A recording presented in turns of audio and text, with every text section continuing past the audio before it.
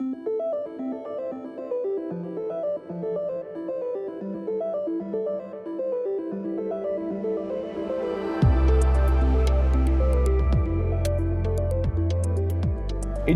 and general awareness about what is transpiring in the energy transition is a major topic.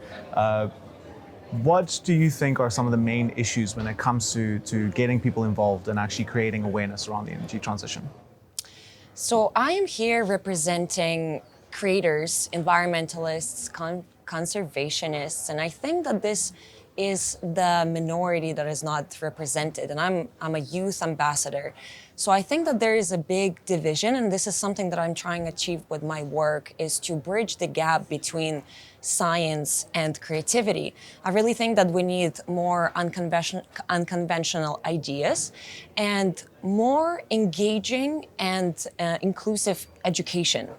I really think that we need to focus on educating youth and youngsters, and especially starting it younger. So I really think that right now, from what I'm seeing happening around with all the professionals and experts and leaders, the conversations and the education is starting a little bit later. And I really think that if we implement education about energy and these topics at the younger age, the difference can be made earlier.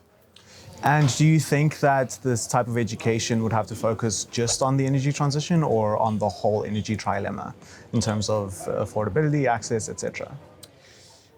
I think it's just about spiking that interest. So if we're talking about youth, if we're talking about kids, the problem is that these topics are very complicated, very tricky, right? And again, division, right? So people don't necessarily know how to get involved. So just spiking that interest and starting in very early stages, I think this is the most important thing. And then after that, we can, of course, diversify into different directions, how we can actually educate them about different, very specific and niche topics about the energy. But starting at the young age, and I really think that youth and kids are able to receive some sort of information about these topics at the age of 10, right? So if we create some sort of workshops, events, community gatherings where kids and youth can participate in any way and just get connected to what is energy and how can they contribute, make a difference, or just learn about what is happening. And yesterday we were talking a lot about skills. So we need more people, we need more youngsters to participate in these conversations, to study these topics, because we need new ideas, we need new solutions. But how do we get them involved, right?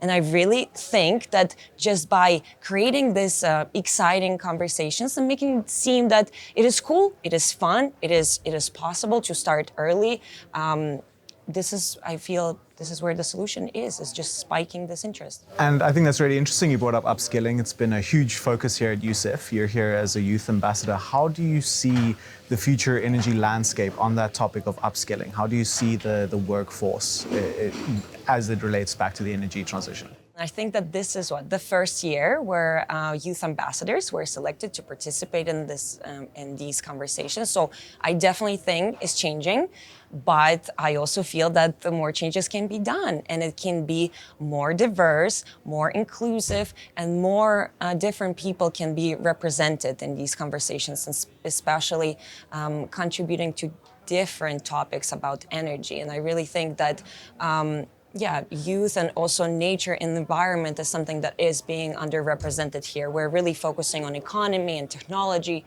but we are trying to protect the planet. And I think that this has to be a common goal of all of us, and planet over profit.